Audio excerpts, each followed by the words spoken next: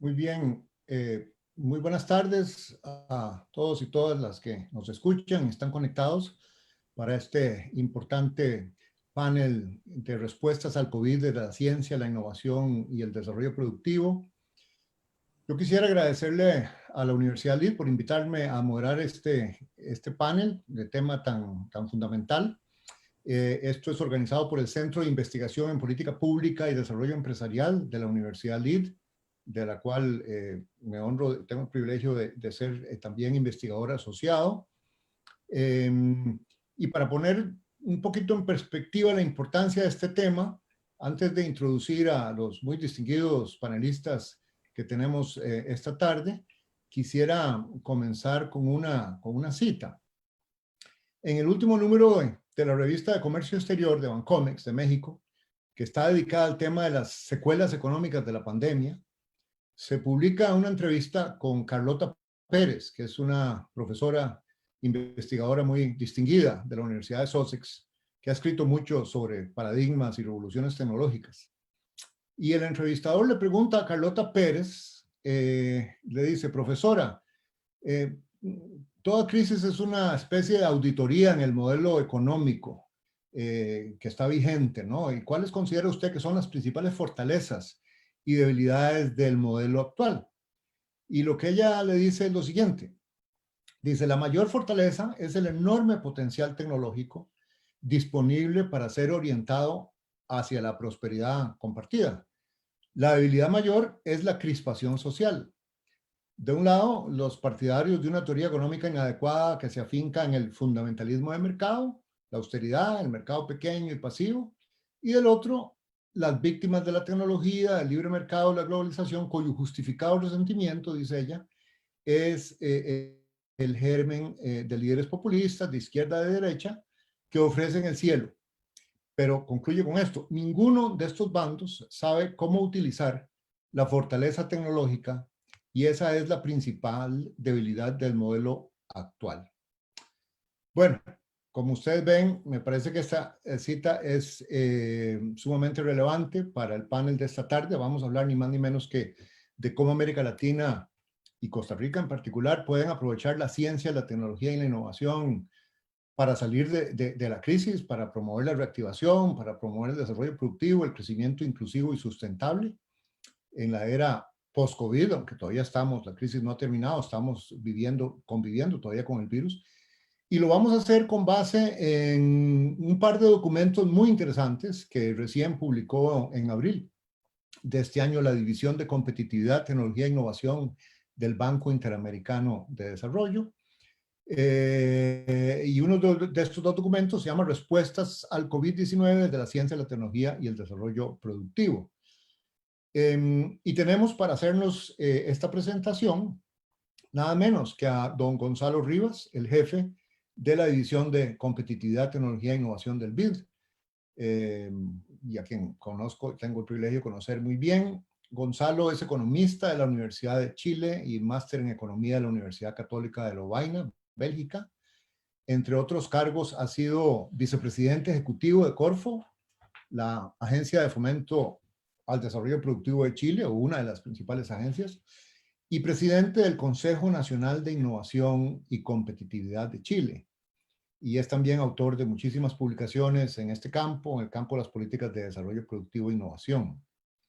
Entonces, la presentación de don Gonzalo tomará unos 30 minutos. Luego de su presentación tenemos dos comentaristas muy bien reconocidos, tanto en Costa Rica como internacionalmente. Ricardo Monge González es costarricense, tiene un doctorado en economía de Ohio State University en Estados Unidos. Actualmente se desempeña como profesor de economía e investigador asociado de Lead University y es también investigador asociado de la Fundación CATEC, de la Academia de Centroamérica y del programa Estado de la Nación. Es consultor en varios organismos internacionales, entre ellos BID y CEPAL. Fue secretario técnico del Consejo Presidencial de Competitividad e Innovación en la administración Chinchilla Miranda, del 2010 al 14, y también profesor catedrático del Instituto Tecnológico de Costa Rica del 86 al 18. Fue director de estrategia de CINDE del 96 al 2001 y ha trabajado muchísimo en temas de innovación, de crecimiento económico, de comercio internacional y de desarrollo económico. Y el segundo, más bien la segunda comentarista, es la doctora Flora Montealegre, actualmente directora ejecutiva de la Fundación Costa Rica-Estados Unidos para la Cooperación, CRUSA. Doña Flora tiene una amplia experiencia en el campo del desarrollo económico a nivel mundial. Se destaca en particular su trabajo en el Banco Interamericano de Desarrollo, el BID, por donde más de 2 décadas dirigió proyectos de desarrollo del sector privado y estuvo también al frente de numerosos proyectos en países de América Latina y el Caribe en áreas de políticas de productividad, competitividad, tecnología e innovación y desarrollo de pequeñas y medianas empresas, desarrollo empresarial en general. Ella tiene una maestría en Administración de Empresas de la Escuela de Negocios Robert Smith de la Universidad de Maryland, una maestría en Estudios Latinoamericanos y Desarrollo Económico del Georgetown y una licenciatura en Ciencias Políticas de Swarthmore College. Cuenta además con estudios de posgrado en Economía y Políticas de Ciencia y Tecnología e Innovación en la Escuela de Gobierno John Kennedy de la Universidad de Harvard. Y don Ricardo y doña Flora tendrán 15 minutos cada uno, luego de escuchar la presentación de don Gonzalo. Y luego yo voy a hacer un par de preguntas para iniciar el debate y la discusión entre ellos, y a partir de allí abriremos el panel para preguntas del público. Yo creo que la idea de poner la revolución tecnológica y los ecosistemas de innovación y de startups en América Latina al servicio de las respuestas a la pandemia, no solo a las respuestas sanitarias, también a las respuestas económicas y sociales, es decir, al servicio de la reconstrucción post-pandemia y de todas las transformaciones necesarias, es una idea muy, muy poderosa y sumamente importante. Y como dice uno de los documentos, la innovación en tiempos de crisis es una carrera contrarreloj. Y es claro que la ciencia y la tecnología y la innovación son claves para cualquier escenario de salida de la crisis y reactivación. Y por eso la importancia de este panel, la importancia de estos documentos que nos va a presentar el director del departamento que los elaboró, y las recomendaciones que van a requerir muchísima atención, estudio y discusión. Así que sin más, paso a darle la palabra a Gonzalo Rivas para que nos presente los materiales. Gonzalo, adelante, por favor. Gracias, José Manuel. Voy a compartir mi pantalla de manera tal de poder hacer la presentación. Ahí está. Espero que se pueda ver bien. Bueno, es un placer estar además entre amigos. Con José Manuel nos conocemos hace años, con Ricardo también, y para qué decir con Flora, trabajamos juntos varios años en el propio banco. Así que esto es un placer, aparte de ser extraordinariamente estimulante desde el punto de vista intelectual y político, y agradecer a la Universidad LIT entonces por esta invitación. Bueno, tal como dice José Manuel, la verdad es que esta experiencia, que es una experiencia traumática, permite también mirar hacia adelante y decir, bueno, ¿dónde podemos poner los énfasis, no? Y Carlota tiene toda la razón en su planteamiento. O sea, esta crisis nos llega en medio de otras 2 grandes desafíos que tiene la región, ¿no? Y el mundo. Uno, que tiene que ver con todo el tema de la inclusión social, el descontento que se manifiesta en todos los países producto de la falta de oportunidades, de la falta de mayores niveles de equidad, pero también todo el desafío de sustentabilidad ambiental, o sea, que es algo que no nos podemos olvidar. En consecuencia, entonces, tenemos este triple reto por delante, que es el de retomar el crecimiento, pero hacerlo en un marco de mayor inclusión social y de sustentabilidad ambiental. Pero el primer reto es obviamente superar la crisis, ¿no?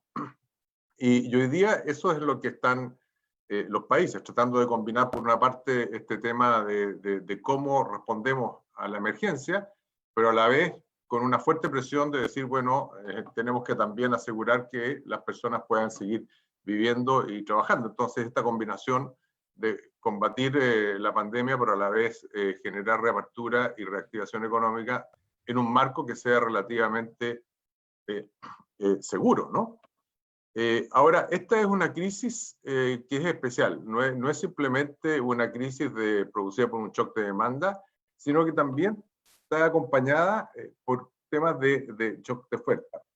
Y no es que sea un shock de oferta como los típicos de desastres naturales o guerras, sino que un shock de oferta en el sentido de que también cuando se producen procesos de caída tan fuerte de la actividad económica, empiezan a quebrar empresas y lo que se pierde ahí es conocimiento tácito de capital humano.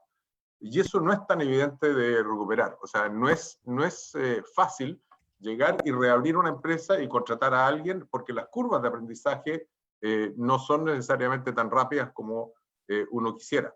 En consecuencia, van a haber elementos también que van a incidir en el futuro en el proceso de recuperación y reactivación, ¿no? Y en consecuencia, dado que no es solamente un problema de demanda, hay elementos también aquí que tienen que ver con la política, que sobrepasan los estímulos fiscales o de la política monetaria. O sea, no basta con un enfoque exclusivamente macroeconómico, sino que también se necesitan intervenciones de carácter microeconómico. Tanto por el desafío que significa este tema de shock particular, como por los aspectos específicos que está tomando también el tipo de adaptación tecnológica que están teniendo las firmas a el desafío que les ha presentado la pandemia, como vamos a ver en un minuto. Y esto tiene que ver entonces con un tema que nosotros hemos hablado y que se hizo popular hace algún tiempo. Nosotros esto lo hicimos en abril, pero ya preveíamos ciertos elementos que yo creo que la evolución nos ha dado la razón y que más o menos se han ido generando.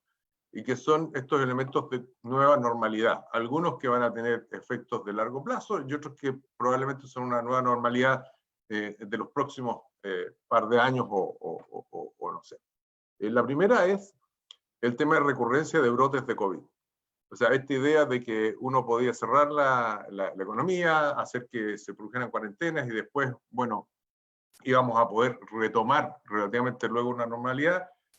Nosotros desde hace rato ya la descartamos como una opción y la verdad es que los eventos lamentablemente nos están dando la razón. O sea, ya hay países que van en una tercera ola, otros en una segunda, etc. Y eso es extraordinariamente importante porque tiene que ver con el tipo de respuesta que nosotros vamos a tener que ser capaces de dar. Porque no se puede jugar tampoco con la consideración de las personas. Y de ahí, por lo tanto, todo el tema de la necesidad de implementar buenos protocolos de seguridad, pero también respecto a lo que significa esto desde el punto de vista de la operación forzosa de las empresas en términos de lo que hemos llamado esta digitalización forzada de la actividad económica, ¿no?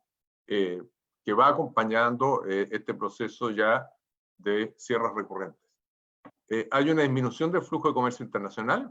Esa disminución ya venía presentándose con anterioridad, pero obviamente con la pandemia esto ha tenido un impulso adicional y no estamos claros respecto a qué va a ocurrir hacia adelante. Hay un nivel de nacionalismo mucho más fuerte y de hecho una de las cosas que también vemos es que ya los países están optando por un nivel de priorización, de abastecimiento de insumos críticos y también de todo lo que significa equipamientos, etcétera, que hace que efectivamente prioricen obviamente sus necesidades locales. Y de ahí viene toda esta idea también del nearshoring, particularmente en términos de traer de vuelta a Estados Unidos o a la región algunas partes fundamentales de cadenas de valor.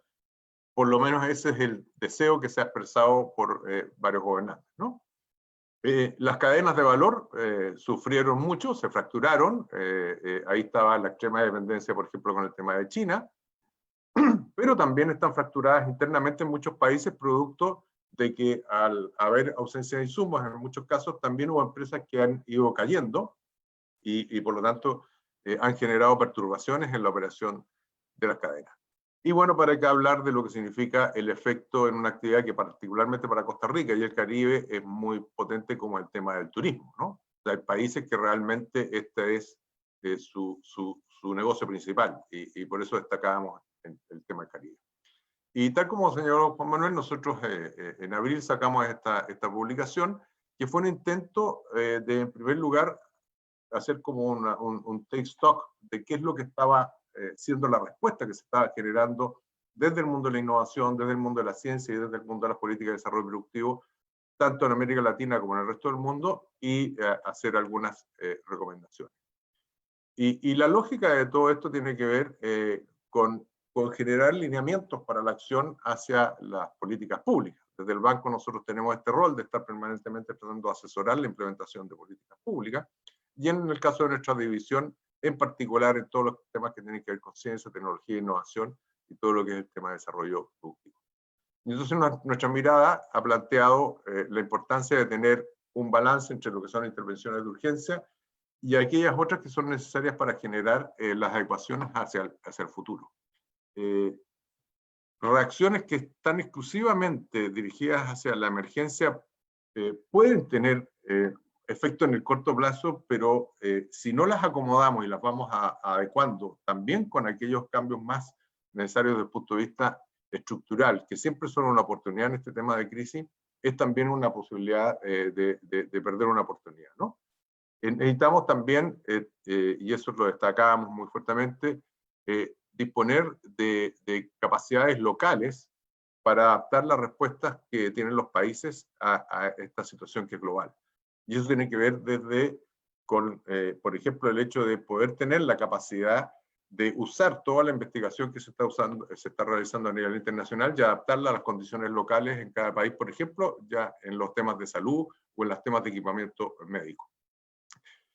Lo otro que ya notábamos era el crucial rol que juegan ecosistemas de innovación y emprendimiento en las capacidades de respuesta que tienen diferencial de los países. Aquellos países que tienen ecosistemas de innovación y emprendimiento más robustos han logrado generar respuestas originales y propias que tuvieron un impacto enorme en las propias economías y también en la respuesta que han tenido del desafío en temas sanitarios, ¿no? Y obviamente mencionamos que esta crisis es una oportunidad para impulsar agendas transformacionales y para ayudar a que las empresas puedan adaptar sus modelos de negocio. Ahora, ¿cuáles son los desafíos, en primer lugar, en todo el tema de desarrollo productivo y pyme? Un primer ámbito de desafíos tiene que ver con lo que podemos hablar, que sería como el marco de políticas, de política, de clima de negocio, de definición de cuáles son las normas de inversión, etcétera, que regulan de alguna manera el funcionamiento de la economía. Y aquí lo que nosotros estamos viendo como reacción de los países es programas de intervención que están acelerando, por ejemplo, todo el tema de la digitalización de los servicios públicos, particularmente de todo lo que tenga que ver con trámites empresariales. Estamos viendo una renovación y actualización de todo lo que significan las leyes de quiebre y reemprendimiento, producto de el impacto enorme que esto está teniendo en las economías. Muchos países implementando leyes de teletrabajo que habían sido discutidas eventualmente, pero que hoy día se aceleran. Todo lo que significa facilitar, obviamente, la apertura de negocios. Dada la importancia que pueden tener las grandes inversiones en el proceso de reactivación posterior, particularmente, por ejemplo, en países mineros como Chile o Perú, etcétera, la adopción de esquemas como las oficinas de grandes proyectos para ayudar a inversiones de Canadá, que no significa pasarse por alto las normativas, pero sí significa tener la capacidad de respuesta rápida respecto a cuáles son los permisos que tienen que tener estas empresas, ayudar a todo el proceso de articulación del propio sector público. Y también todo lo que tenga que ver con estimular mucho más fuertemente innovaciones e investigaciones que están orientadas por propósito, con un tema de lo que vamos a llamar orientadas por misión, si quiero, ¿no? Y un fuerte acento en todo lo que significa ir adecuando el proceso de formación de capital humano a respuestas rápidas para formación de talento digital. Desde el punto de vista de las prioridades de intervención en materia de apoyo a las micro, pequeñas y medianas empresas, yo diría que el foco, y eso es una recomendación que nosotros estamos dando, es aquí hay que nivelar la cancha digital. O sea, más allá del hecho de que hay que asegurar conectividad para todos, hoy día ya las empresas hace rato que están en el desafío de ver cómo se digitalizan. Y eso no tiene que ver solamente, ni para nada, con la adquisición de paquetes de software. Tiene que ver sobre todo con el tema de cómo se adecua el modelo de negocios al mundo digital. Y eso requiere asistencia técnica, requiere apoyo experto, porque no es evidente ni fácil cómo tú cambias todo el proceso, cómo te empiezas a relacionar con plataformas, y por lo tanto hay que ayudar a que esas empresas tengan la posibilidad efectivamente de moverse hacia un esquema de negocios que es totalmente distinto. No necesariamente en todos los casos es rocket science, pero sí claramente lo que nosotros estamos viendo es que se necesita un proceso de ayuda. Y nosotros en eso, una de las cosas que hemos desarrollado, primero lo desarrollamos para el caso de Chile, para el Ministerio de Economía, fue una herramienta de autodiagnóstico, particularmente centrado en el mundo de las micro y pequeñas empresas, que le permita a las empresas tener un primer análisis de en qué situación están, dónde están sus principales debilidades y dónde están sus oportunidades de mejora en el tema digital. Pero esto necesariamente tiene que estar acompañado luego de programas masivos de asistencia técnica. En esa línea ya nos estamos moviendo en El Salvador, en Perú, en Uruguay, en Paraguay. Y esto requiere también, por lo tanto, operar por el lado de la oferta, porque una cosa es que las empresas digan, necesitamos esta asistencia técnica, y otra que estemos preparados para poder proveer. Entonces, también aquí hay que intervenir y asegurar que exista la capacidad de delivery, de entrega de buenos servicios de asistencia técnica por parte de los distintos centros que existan para el efecto.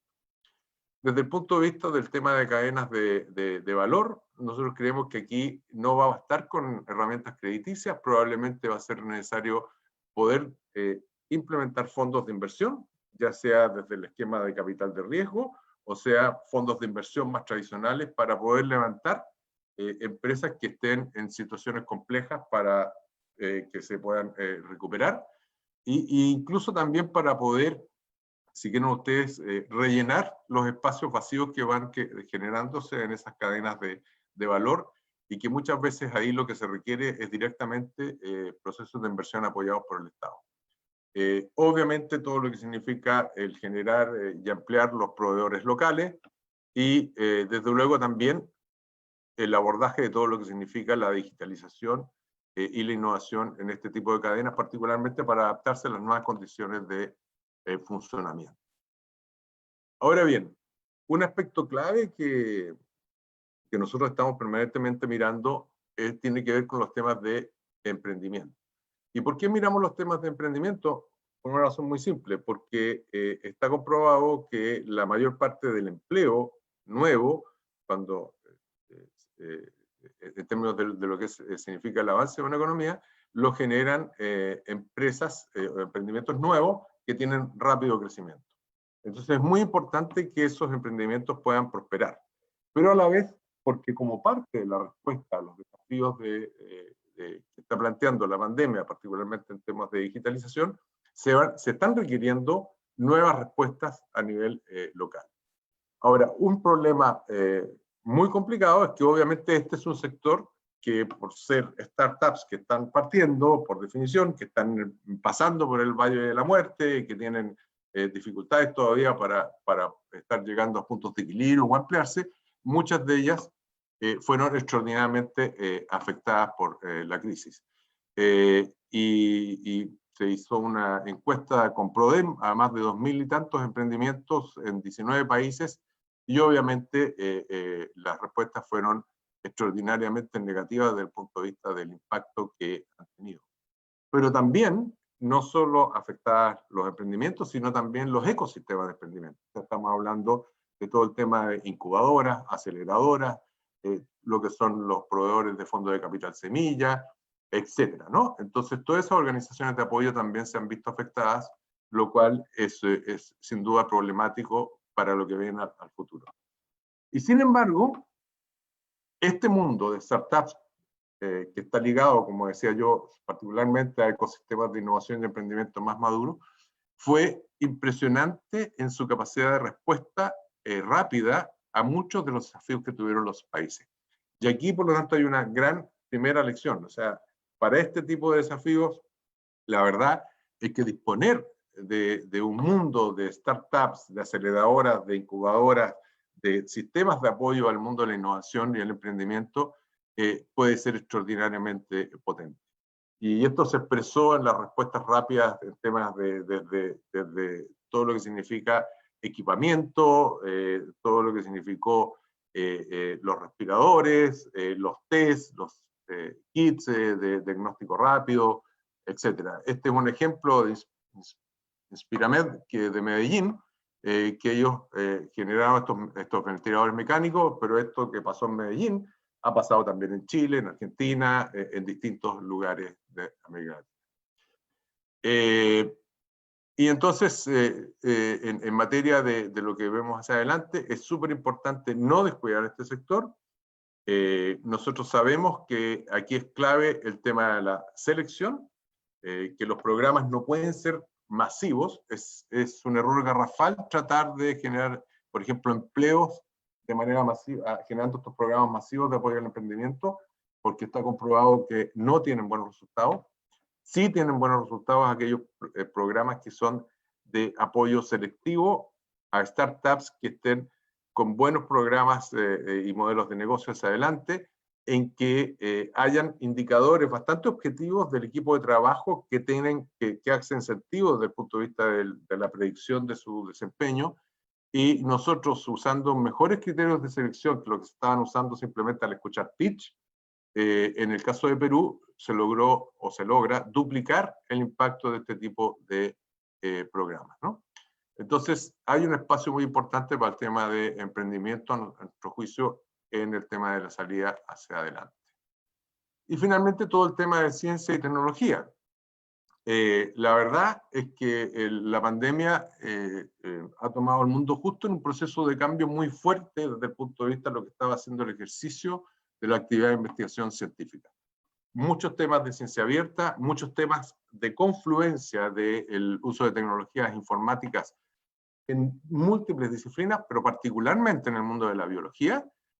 Hoy día hay investigaciones que son fundamentalmente desarrolladas a través de grandes análisis de conciencia de datos, en que lo importante son los equipos de procesamiento, los equipos informáticos más que nada, y que hacen análisis de data y van generando posibilidades de respuesta.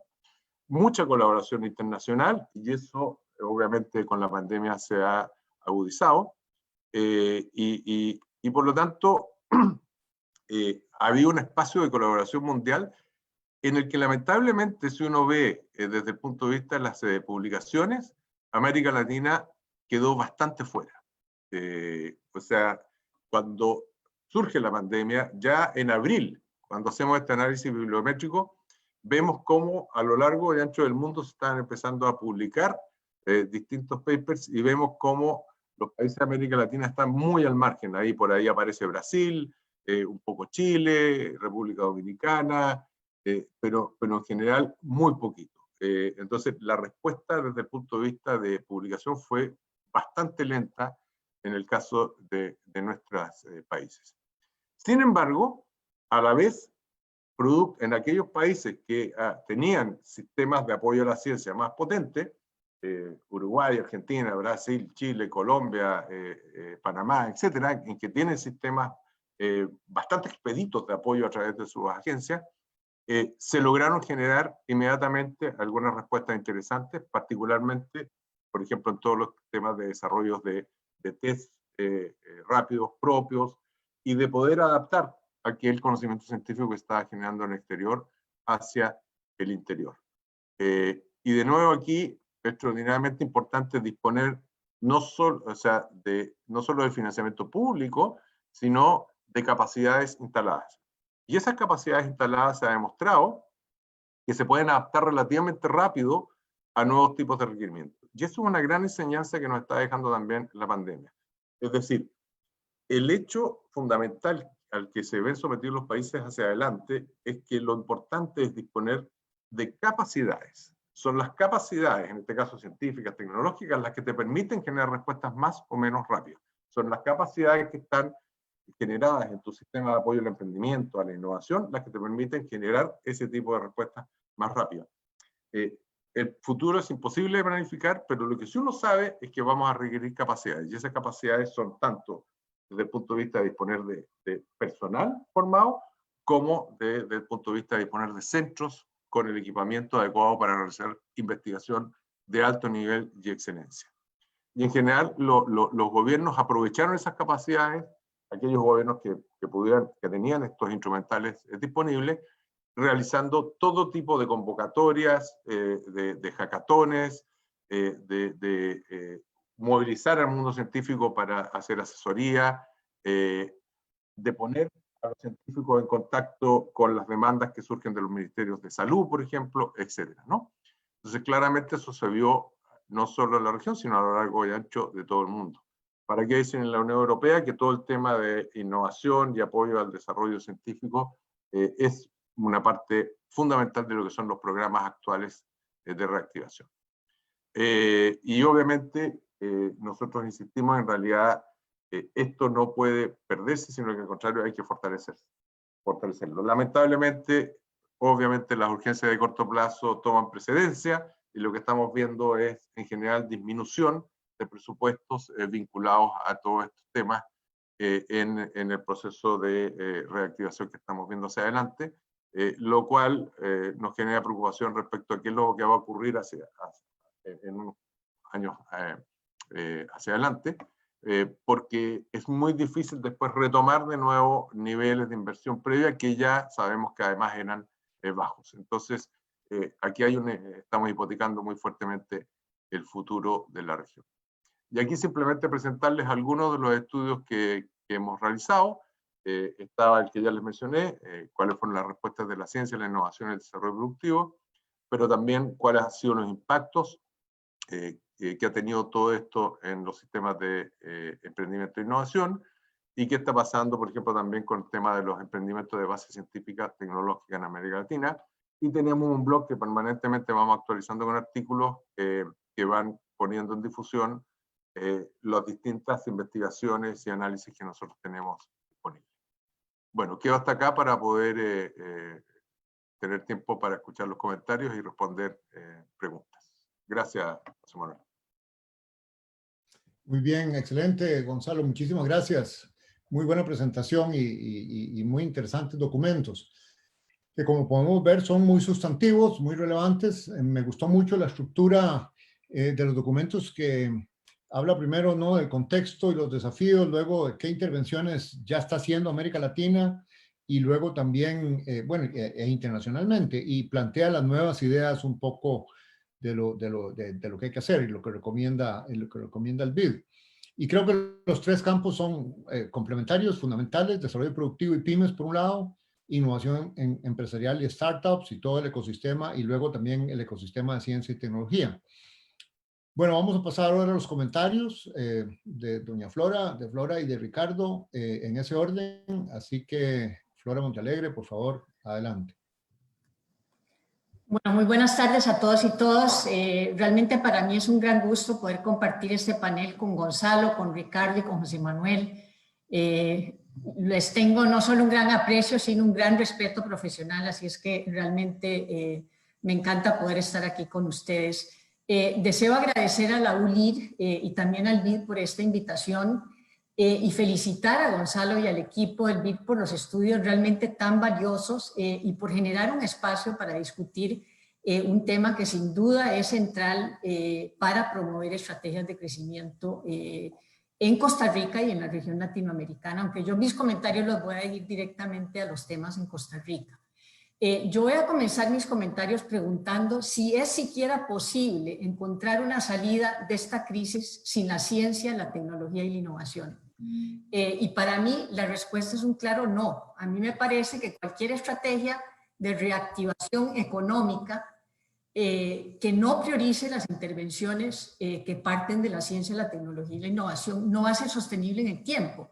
Y simplemente porque la pandemia ha desencadenado unos cambios realmente profundos en todos los aspectos de la vida, desde lo puramente social, de cómo interactuamos y nos relacionamos como humanos, hasta cómo realizamos las actividades económicas, productivas, educativas, hasta deportivas.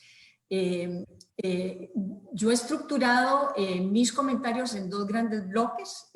Primero quisiera hacer dos comentarios más de orden general sobre el contexto costarricense que debemos considerar al momento de poder diseñar y discutir oportunidades más puntuales o intervenciones más puntuales para impulsar el crecimiento, y luego ya pasaría a comentarios más específicos sobre algunas de las intervenciones propuestas en la presentación de Gonzalo y en los estudios del BID. Como primer mensaje yo quisiera decir que la crisis provocada por la pandemia del COVID vino a agravar otras crisis ya existentes en Costa Rica y que no habían sido atendidas, o al menos no con la fuerza necesaria.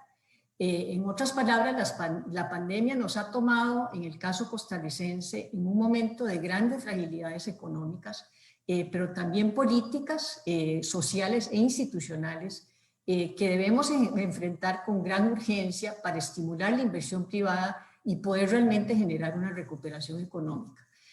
A mí me parece que si tomamos, por ejemplo, lo económico, ya nuestro modelo de crecimiento estaba mostrando señales importantes de agotamiento que eran evidentes en la desaceleración de nuestra tasa de crecimiento en los últimos años, muy bajos niveles de productividad, altos niveles de informalidad, de desempleo, pobreza y desigualdad, como nunca habíamos visto en Costa Rica, y todo ello agravado por una precaria situación fiscal con grandes rigideces presupuestarias, crecientes déficits y niveles de endeudamiento que sabemos que son insostenibles.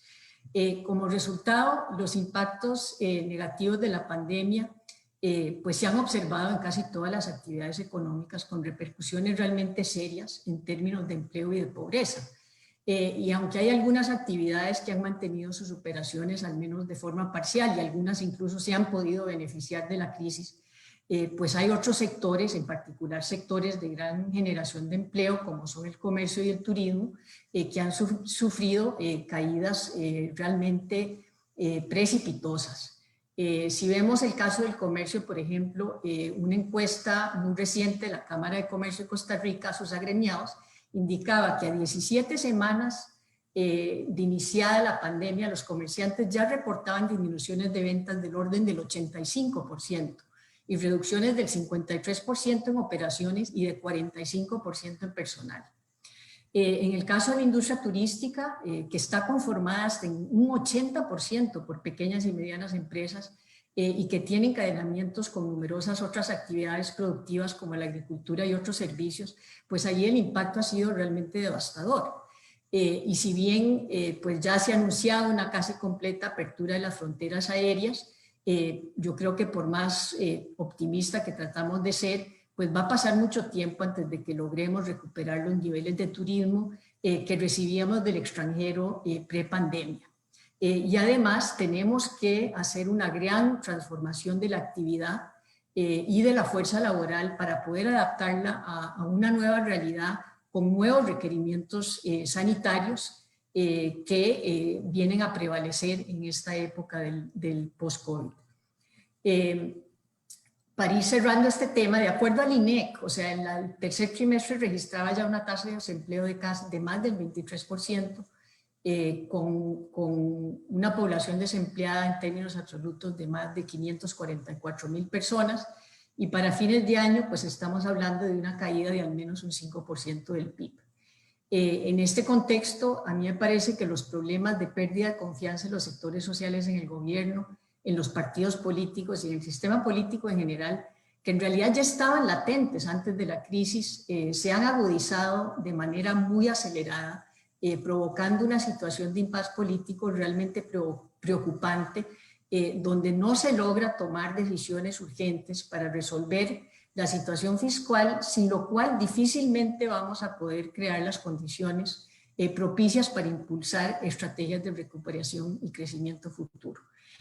Como segundo mensaje, la pandemia nos enfrenta a una aceleración y agudización de tendencias de la cuarta revolución industrial que ya ponían en entredicho la efectividad y eficacia de muchas de nuestras políticas de desarrollo de capital humano, de desarrollo productivo y de empleo. O sea, ya previa a la pandemia se identificaba la necesidad de acelerar cambios de política que permitieran atender los retos y aprovechar las oportunidades generadas por la digitalización y por la automatización asociadas a la cuarta revolución industrial, y diversos estudios pues previos a la pandemia ya alertaban de las consecuencias de no asumir con urgencia un reskilling y upskilling de gran parte de nuestra fuerza laboral. Un estudio de Microsoft, por ejemplo, indicaba que el 74% de los trabajadores en Costa Rica Es decir, 7 de cada 10 debían aprender cosas nuevas, adoptar la tecnología y readecuar sus habilidades, y que solamente un 26% de todos los trabajadores del país poseían las habilidades blandas necesarias para poder potenciarse en el mercado laboral en la era de la automatización.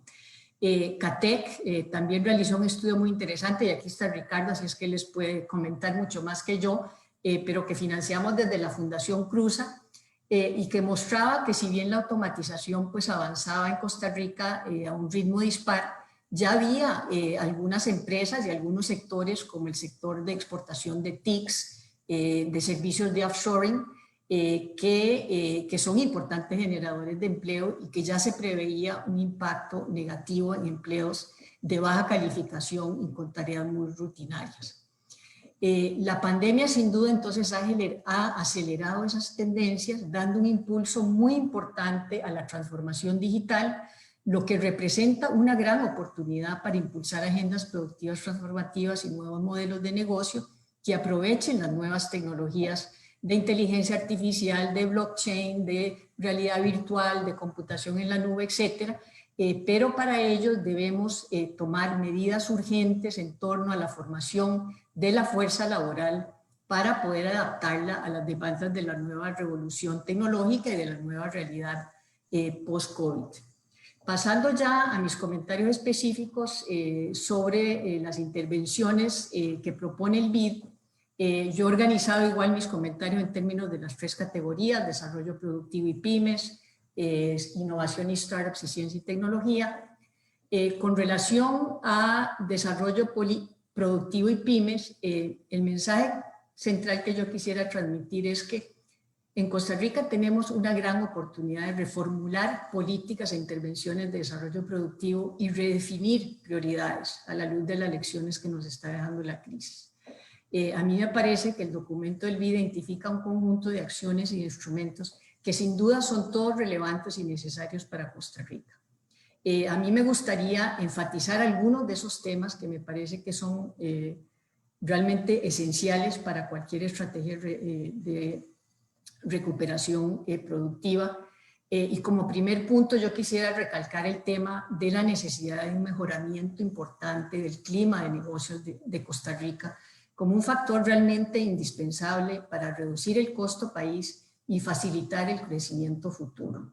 Este es un tema del cual venimos hablando desde hace muchos años, pero sigue siendo un obstáculo muy importante a la competitividad, a la productividad y al crecimiento, y un elemento realmente esencial que cualquier plan de reactivación económica debería priorizar.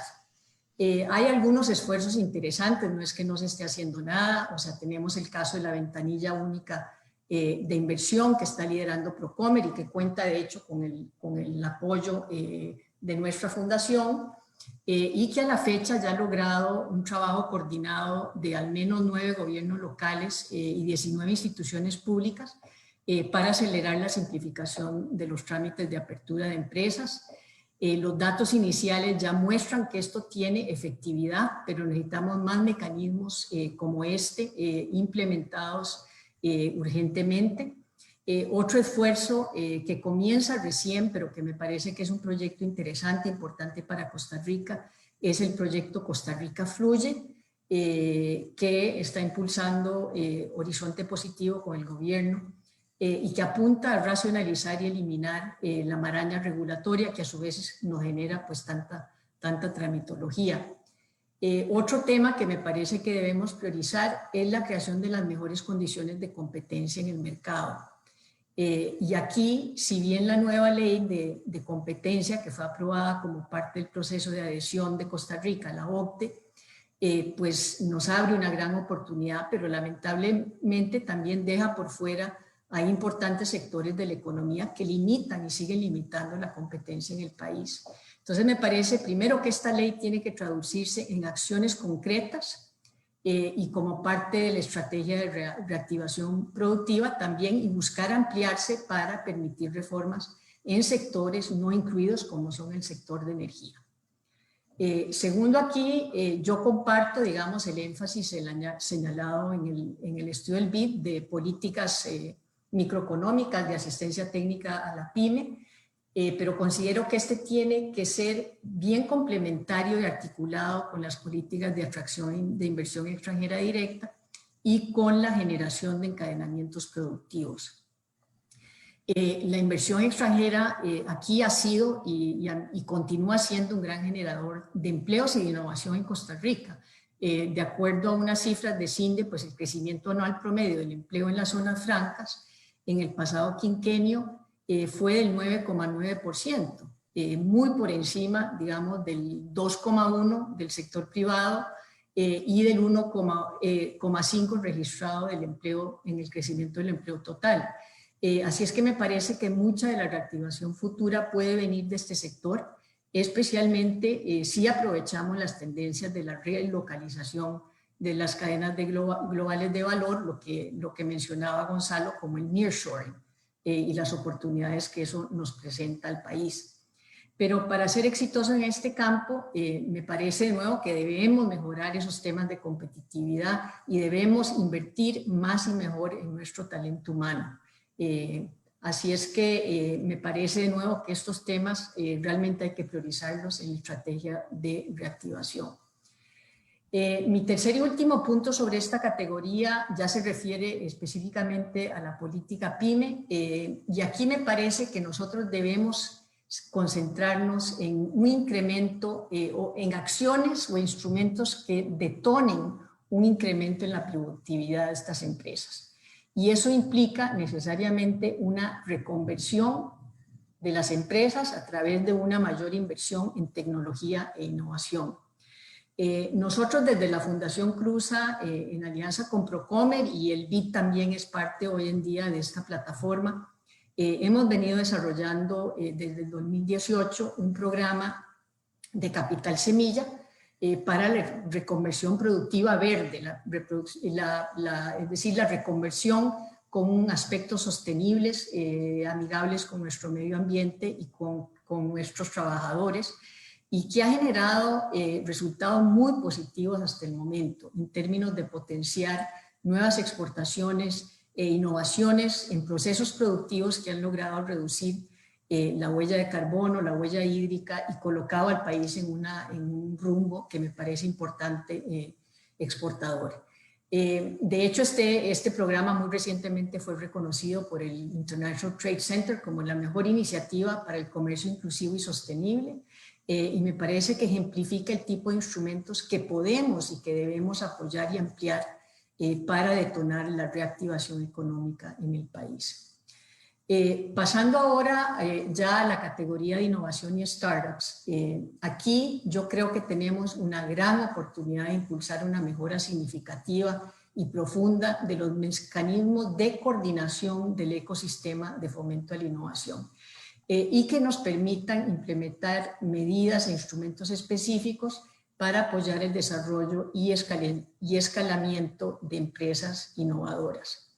Desde hace muchos años han habido varios estudios, muchos estudios del BID, de la OCDE, de muchos otros, que identifican siempre serios problemas con nuestra institucionalidad, con nuestro sistema de innovación, por la ausencia de una visión coherente y estratégica del tema a nivel nacional, por la ausencia de mecanismos formales y efectivos de coordinación y articulación de los actores y por la dispersión y falta de masa crítica de las iniciativas existentes, así como la falta de enfoque, nada de mission oriented desarrollos, sino más bien una falta de enfoque en lo que es la investigación, gran parte de la investigación científica que se realiza con fondos públicos. Recientemente, desde la Fundación, nosotros en alianza con el CONICYT, también desarrollamos un diagnóstico del ecosistema local para el desarrollo de emprendimientos de base tecnológica, con hallazgos muy importantes sobre los grandes desafíos en esta materia, que van desde problemas de acceso a financiamiento y capital de riesgo, concentración de recursos, en apoyar, todo el mundo apoya las áreas tempranas, pero luego no hay para el resto del camino, temas de gran aversión al riesgo, falta de confianza y redes de apoyo, y también serias limitaciones para la participación de las mujeres que buscan emprender en el país. Esto nos impulsó a lanzar junto con el CONICYT un programa que acabamos realmente de iniciar, que es un programa especializado en emprendimiento femenino en las áreas STEM y que financiará el primer programa en Costa Rica de incubación de startups en STEM lideradas por mujeres. Pero obviamente necesitamos seguir trabajando para fortalecer nuestro sistema de innovación y de emprendimiento y para mejorar la articulación de los diferentes actores del sistema. Yo creo que ya estoy contra el tiempo, no sé, voy a pasar a ya la última categoría, que es la de ciencia y tecnología.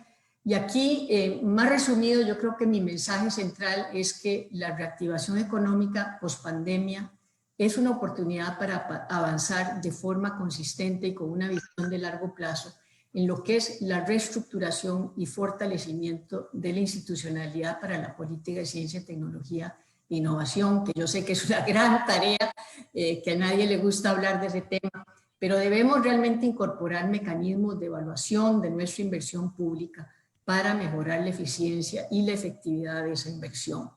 La realidad en nuestro país es que muy poco probable que en los próximos años el gobierno vaya a poder aumentar sus inversiones en este y muchos otros rubros, por lo que se hace indispensable la reestructuración del sistema de inversión pública en investigación y desarrollo e innovación de cara a optimizar y hacer más eficiente el uso de los recursos.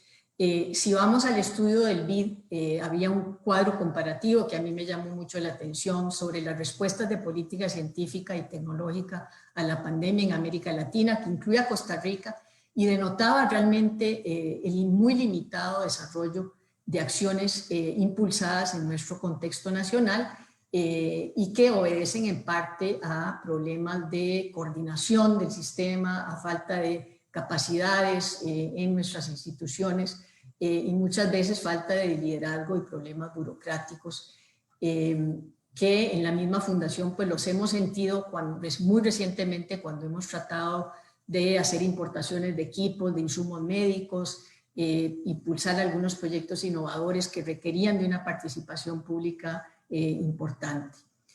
Sí me parece que hay algunos esfuerzos ejemplares que debemos destacar, del tipo de cosas que tenemos que hacer mucho más y escalar, como es el caso del proyecto del Instituto Clodomiro Picado de la Universidad de Costa Rica para la producción del tratamiento, del tratamiento del COVID con anticuerpos equinos. Este esfuerzo refleja realmente los elementos más importantes que debe tener un proyecto de investigación de este tipo, sentido que ha encontrado las sinergias entre la academia, el sistema sanitario, la institucionalidad rectoras en temas de innovación, se ha vinculado con universidades y centros de investigación en el exterior. Así es que me parece que es un gran ejemplo de las cosas que podemos y debemos hacer. También hay un caso del CENIBIOT para la optimización de métodos alternativos para la detección del virus por RT-PCRs, que es un proyecto al que hemos aportado también desde la Fundación junto con AmCham y con la Alianza Empresarial para el Desarrollo, y que es otro ejemplo de temas muy importantes. Así hay algunos esfuerzos también relacionados al desarrollo de dispositivos de respiración mecánica que han integrado a universidades públicas y al sector privado. Pero igualmente, o sea, yo creo que debemos preguntarnos cómo es que no tenemos ejemplos más abundantes. Y yo creo que ese es el gran reto que tenemos en este contexto y para lo cual yo vuelvo a mi mensaje de que necesitamos realmente fortalecer la institucionalidad, mejorar la forma como evaluamos nuestras inversiones en ciencia, tecnología e innovación, de cara sobre todo a optimizar la inversión, facilitar alianzas público-privadas y público-público. Yo creo que Gonzalo hizo el punto de la colaboración interinstitucional, que es sumamente importante, y de nuevo evaluar todos los resultados de la inversión que realizamos. Y ya cierro nada más haciendo un llamado para que incorporemos la ciencia, la tecnología y la innovación de manera explícita. A mí me parece que en las conversaciones sobre la recuperación económica, que en realidad están todavía por definirse, la estrategia de nuestro país está por definirse y concertarse, pero me parece que debemos incorporar estos temas muy explícitamente en esa estrategia. La regeneración de nuestro sistema productivo, la adaptación de nuestra agricultura, de nuestra industria, de nuestros sistemas alimentarios, educativos, sanitarios, etcétera, en este nuevo mundo que nos ha dejado la pandemia, pues sin duda pasa por nuestras capacidades, y yo creo que Gonzalo lo decía y lo enfatizo yo para cerrar esto, son nuestras capacidades para desarrollar e incorporar la ciencia, la tecnología y la innovación en todos los diferentes ámbitos de la economía y la vida nacional. Muchas gracias. Espero no haberme pasado demasiado.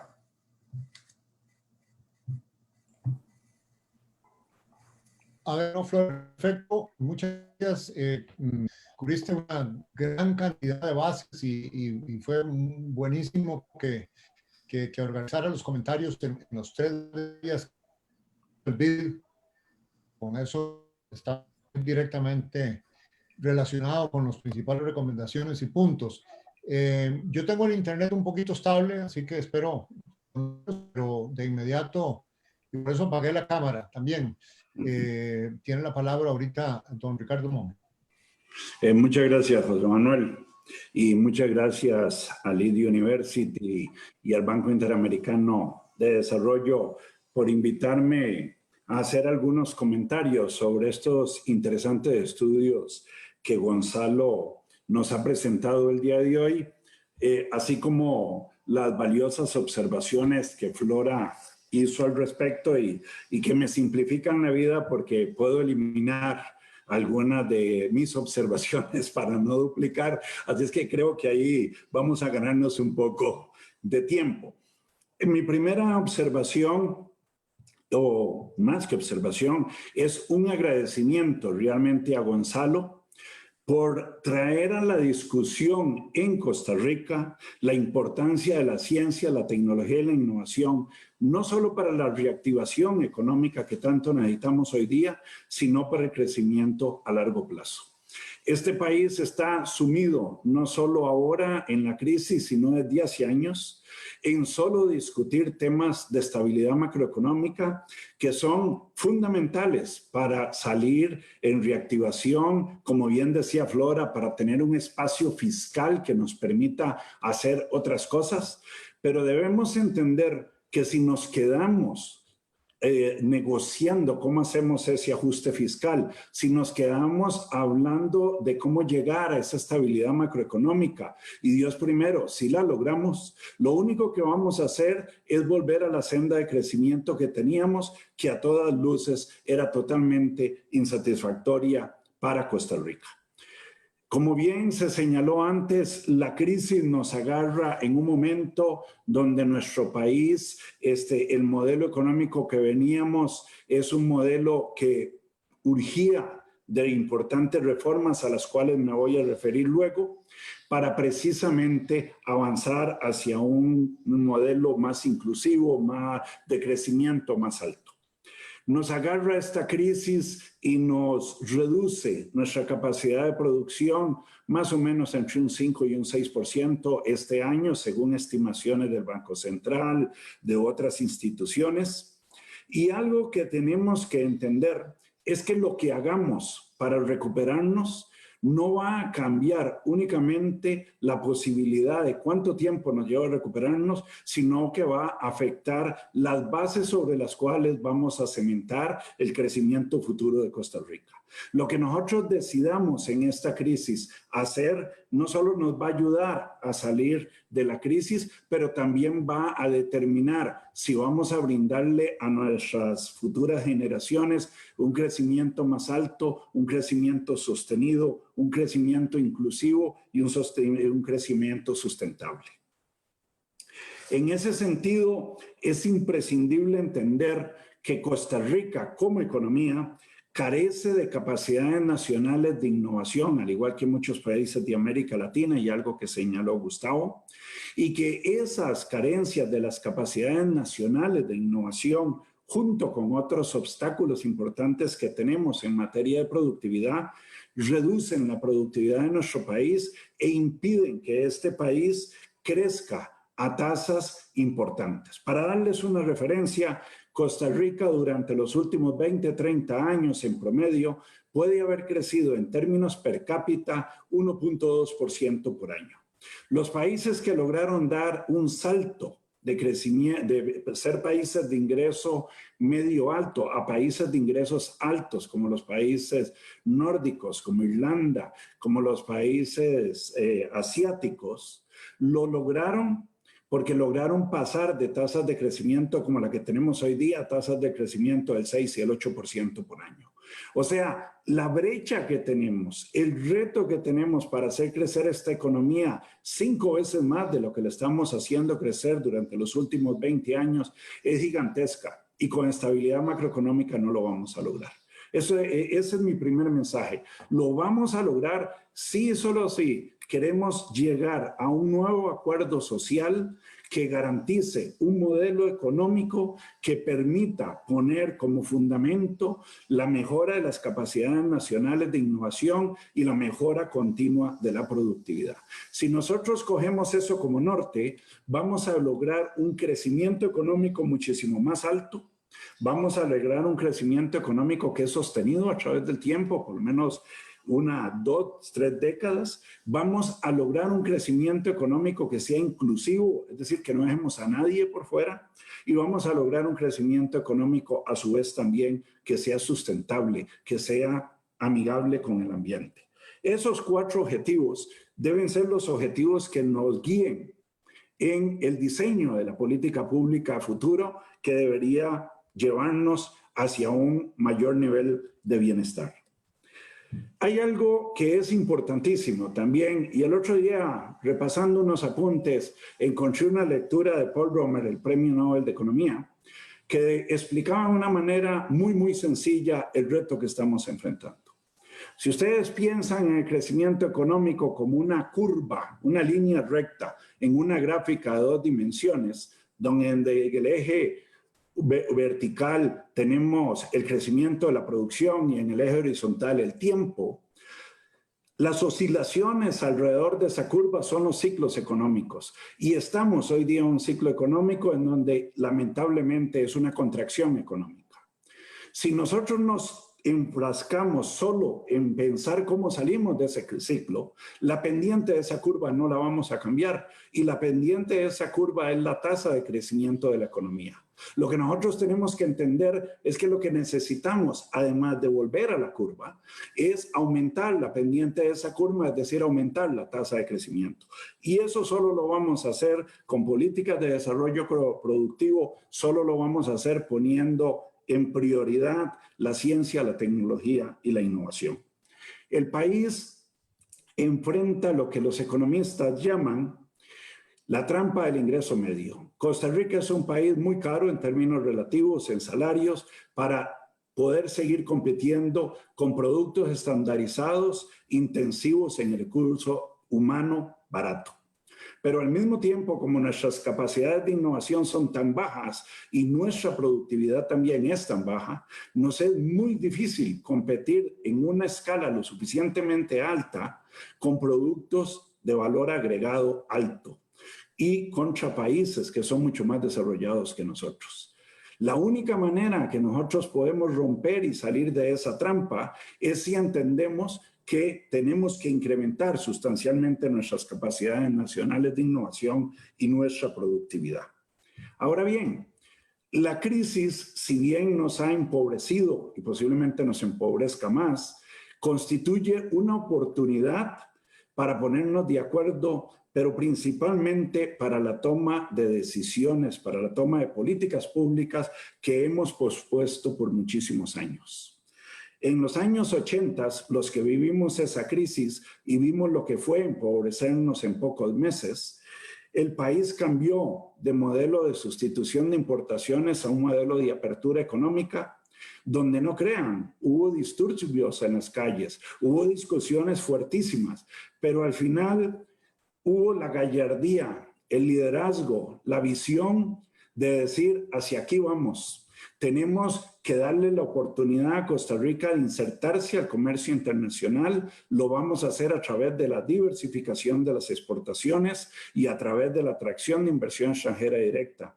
Nuestro país hoy día tiene la virtud de tener una de las economías más diversificadas en América Latina, de acuerdo al índice de complejidad económica de Hausman. Es uno de los países que tiene mayor diversidad económica, pero lamentablemente es un país con una gran dualidad económica. Tenemos un grupo importante de multinacionales y empresas grandes con altísimos niveles de productividad y el resto del equipo económico, aparato productivo con bajísimas productividades y en donde principalmente operan empresas pequeñas y medianas. Así, tenemos que aprovechar, repito, esta crisis para ponernos de acuerdo. Lo hicimos en los años 80 y no veo por qué hoy, con mayor conocimiento económico, con una democracia más consolidada, Costa Rica no puede dar el salto, ponerse de acuerdo y avanzar en esta dirección. Cuando nos presentan los estudios de hoy, Gonzalo nos habla de algunas cosas muy importantes. Nos dice que tenemos que entender que va a haber recurrencia de los brotes de la COVID, lo cual implica que tenemos que incrementar sustancialmente las capacidades de pruebas, de testeo, de producción de insumos a lo interno de cada país. Costa Rica tiene muchas fortalezas para trabajar en ese campo, por ejemplo, en el abastecimiento interno de insumos y equipos médicos. Este país cuenta con más de 60 empresas multinacionales en medical devices. Tiene empresas también en el área de farma, como Roche, como Pfizer, que distribuyen productos y están sumamente interesados en entrar en actividades de investigación y desarrollo. Tiene la posibilidad de incorporarse a cadenas globales mundiales de investigación y desarrollo. Lo que no tiene es todavía un programa nacional de clúster lo suficientemente diseñado, desarrollado, pero afortunadamente ya se ha iniciado un importante trabajo en ese campo para aprovechar esas oportunidades y comenzar a trabajar en el desarrollo de clúster en medical devices, en farma y otras actividades de ciencias de la vida. También se nos habla que el comercio internacional sufrió una caída abrupta y que eso obviamente en un país que depende del comercio internacional ha sido un factor muy negativo.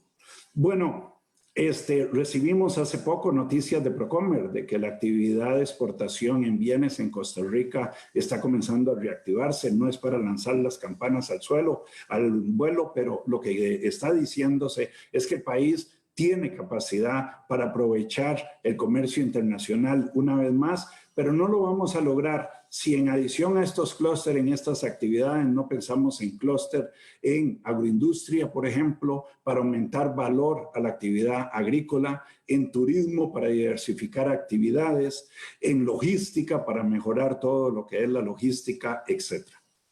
En adición a eso, nos hablan de la importancia de pensar en un rediseño de la atracción de inversión extranjera directa para aprovechar las oportunidades que nos brinda el nearshoring, pero también para enfrentar con éxitos el reto que nos presenta el reshoring. Es decir, este problema de la disrupción de las cadenas globales de valor nos pone ante un gran reto y una gran oportunidad. El gran reto es que muchas empresas multinacionales pueden estar pensando en devolverse y llevar sus actividades a sus países de origen. Y eso lo vamos a combatir solo mejorando el clima de inversión de este país, garantizándoles tener una red de encadenamientos productivos fuerte en Costa Rica, recurso humano altamente calificado, capacidades domésticas de innovación en investigación y desarrollo, como planteaba Gonzalo hace un rato. Y en este sentido hay algo que me parece también que es sumamente importante. Muchas veces se tiende a no darse la importancia a la inversión, por ejemplo, en investigación y desarrollo por parte de las pymes y de las empresas nacionales. Se tiende a creer que eso es algo de los países ricos y se tiende a creer que los países ricos lo hacen porque son ricos. La evidencia empírica muestra que es todo lo contrario. Los países ricos llegaron a ser ricos porque invirtieron significativamente en capacidad de innovación y en investigación y desarrollo. Invertir en investigación y desarrollo no solo nos aumenta la capacidad de innovación de nuestras empresas, sino que aumenta la capacidad de absorción de conocimientos y de tecnología por parte de las empresas nacionales para ser más productivas. Entonces debemos entender que invertir en investigación y desarrollo no es una cualidad de los países ricos, es un fundamento para llegar a ser rico. La nueva estrategia que CINDE y el gobierno de Costa Rica se están planteando para aprovechar el nearshoring, por ejemplo, y el reshoring, es muy, muy interesante. Están comenzando a impulsar, como les decía, clúster en ciencias de la vida, que incluyen los que ya mencioné. Están preocupándose enormemente en mejorar el recurso humano, en hacer atractivo el ambiente en Costa Rica para que las empresas se establezcan aquí y tengan mayor potencial de crecimiento. Hay otra recomendación o tema importante que nos presentaba Gustavo y es la digitalización de las actividades económicas, principalmente las pymes. Y acá él nos señalaba la importancia del acompañamiento y el financiamiento. En Costa Rica el financiamiento sigue siendo un problema seriosísimo para las actividades productivas. En una reciente encuesta de la OIT y la UCAEP, la gran mayoría de las empresas formales de este país y también informales que se hizo en ese estudio señalan que su principal problema es el acceso al crédito. Acá Costa Rica cuenta con el sistema de banca para el desarrollo, con un sistema financiero que requiere realmente remozarse, debe incrementarse la competitividad y la competencia en el sector financiero, pero necesitamos también aprobar urgentemente la nueva ley que reforma el Instituto Nacional de Aprendizaje. Si nosotros tenemos un Instituto Nacional de Aprendizaje cuyos recursos se pueden utilizar en un 15% de acuerdo a la ley para servicios de desarrollo empresarial, no lo vamos a lograr con la estructura que actualmente tiene el INA.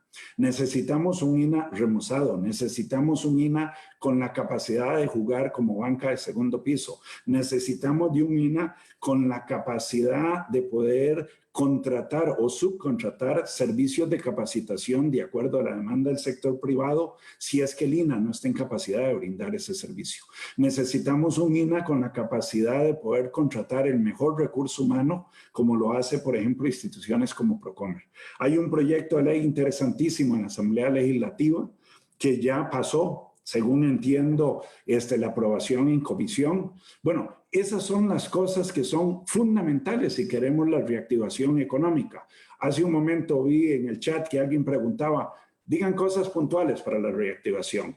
Decía muy bien Flora ahora hace un momento que la cuarta revolución industrial se nos vino encima antes de esta pandemia y que sabíamos el reto que el reskilling en recursos humanos nos demandaba. Pues bien, no vamos a hacerle frente a ese reto de manera exitosa si seguimos durmiéndonos en aprobar un proyecto de ley de tal trascendencia como es el proyecto de ley de reforma del INA.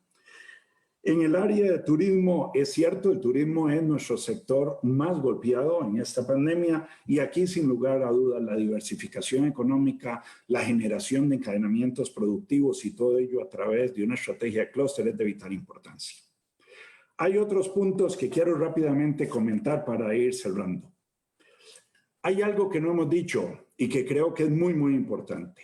La cooperación público-pública, público-privada y público-academia en Costa Rica es prácticamente inexistente.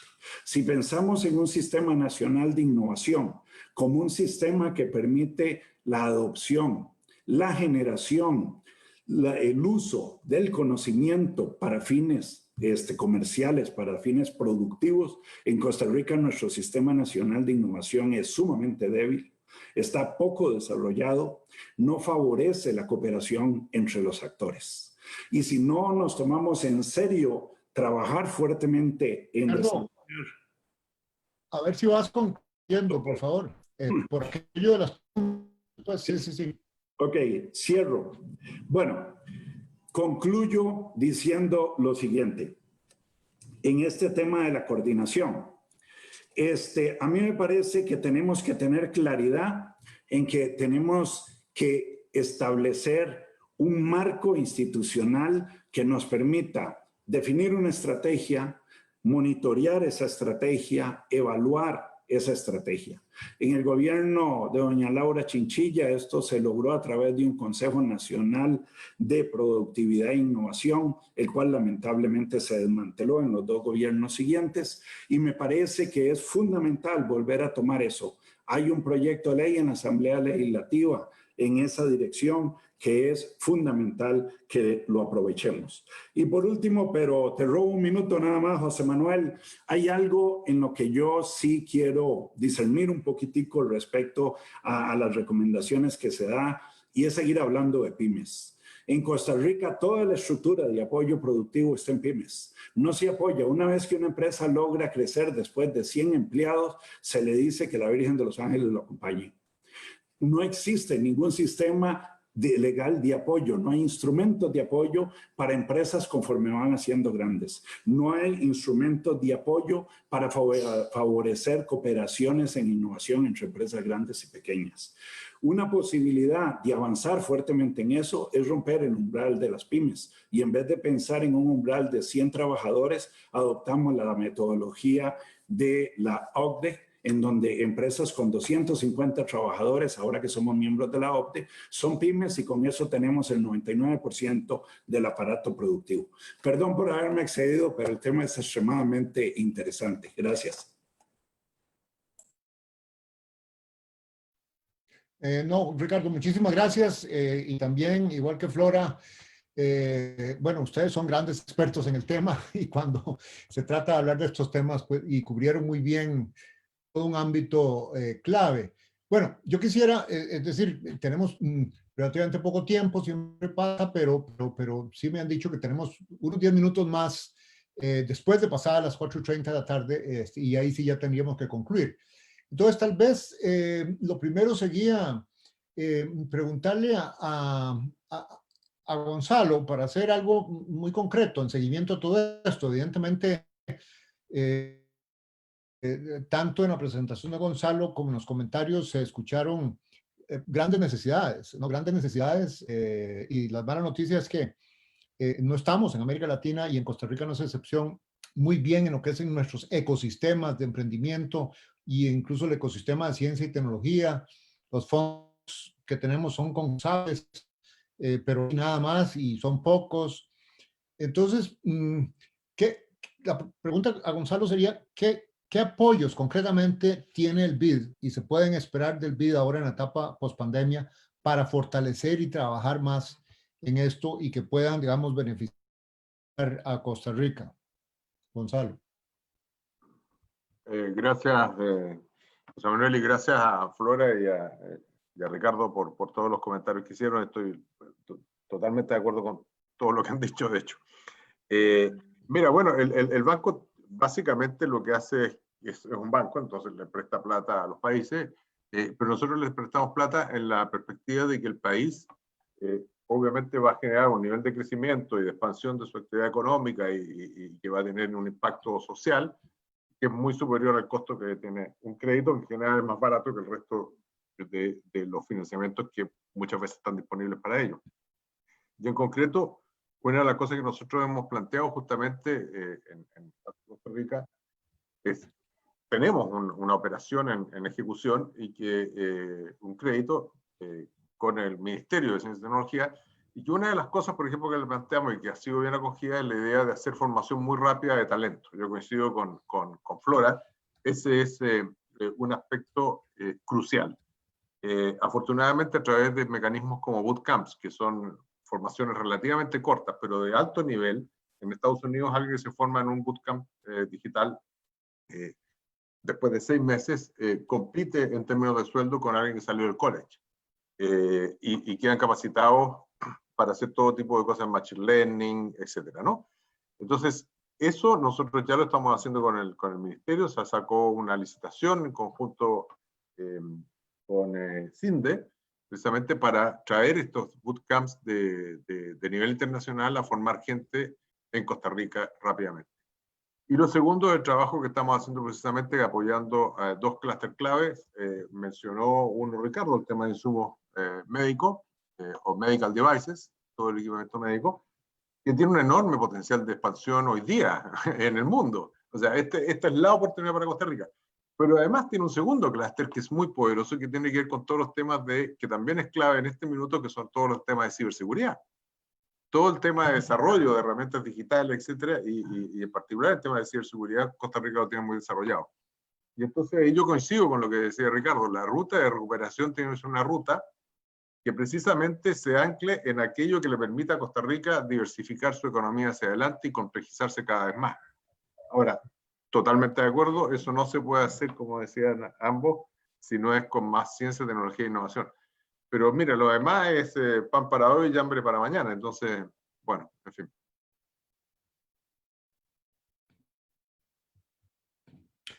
Sí, muchas gracias. Yo no puedo poner mi cámara y tal vez mejor que no porque la internet es inestable, pero quiero recordarle a todos los que están escuchando, tenemos unas 100 personas conectadas, que pueden enviar preguntas al chat.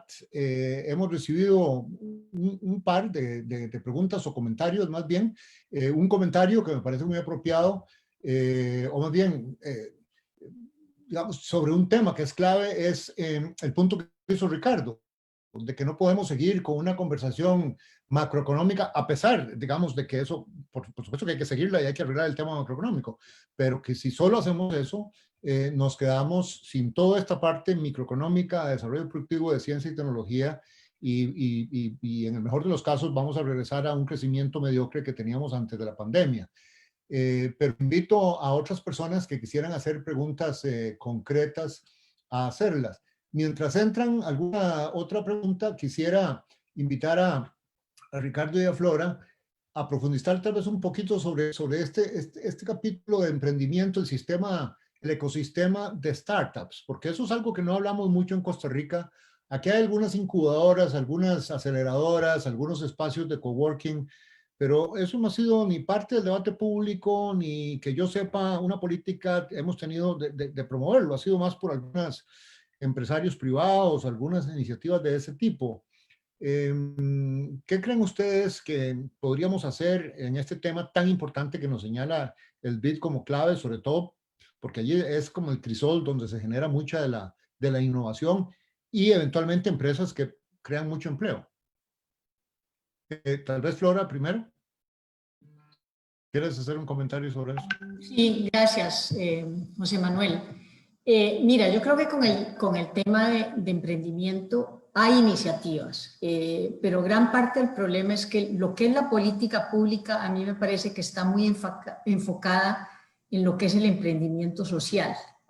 Es un poquito como la política de pymes, como apoyemos a la pyme para que siga siendo pyme para todo el resto de su vida, que no es el propósito. Entonces yo creo que ahí hay un giro que hay que dar en términos de la política pública para que el emprendimiento sea un emprendimiento más de oportunidad, un emprendimiento que realmente vaya a generar crecimiento a futuro y un emprendimiento mucho más basado también de base tecnológica. Ahí, por ejemplo, Procomer, uno sabe que sí tiene la puntería bien apuntada con este tema, pero bueno, tiene también ciertas limitaciones por el mandato que ellos tienen más de un enfoque sobre los temas de promoción de exportación. Y banca de desarrollo yo creo que habla más, pero en realidad la banca de desarrollo debería tener mucho más por la parte de emprendimiento de oportunidad. Nosotros desde la fundación tenemos 2 proyectos que me parece que son experimentos interesantes. Uno que es emprendimiento de tecnologías verdes, que es algo que iniciamos hace como 6 meses en alianza con Procomer.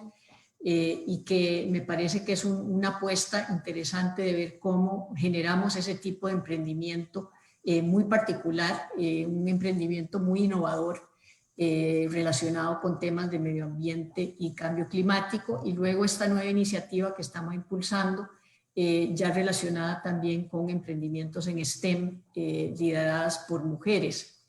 Ahí yo con mucho gusto, a los que les interese, podemos compartir porque sí hemos estado haciendo algunos diagnósticos sobre este tema del sistema emprendedor, y yo creo que falta muchísima colaboración. O sea, yo creo que finalmente sí tenemos pocos recursos dedicados a esto, pero si por lo menos lográramos colaborar, yo creo que se aumentaría mucho más la masa crítica. Si todos, en vez de todos hacer lo mismo, o sea, realmente, y experimentar con lo mismo, bueno, o sea, realmente hagamos un mapeo de qué necesita nuestro sistema emprendedor y definamos una crítica y definamos quiénes son los actores que tienen que entrar, a dónde y con qué recursos. Entonces, sí creo que todavía estamos en pañales en ese tema, pero también creo que o sea, yo creo que ya, o sea, no puede ser que nosotros pensemos que el empleo público es el gran generador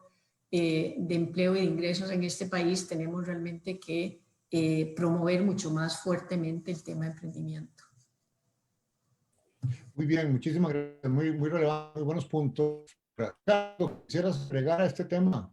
Sí, dos ideas. Creo que uno es, debemos comenzar a pensar seriamente en cómo promover el emprendedurismo desde el kinder, porque nosotros no, hablamos de emprendedurismo, pero nos conformamos con tener programas de emprendedurismo, sobre todo a nivel o de colegios técnicos o a nivel de universidades. Y en algunos casos ya es tarde.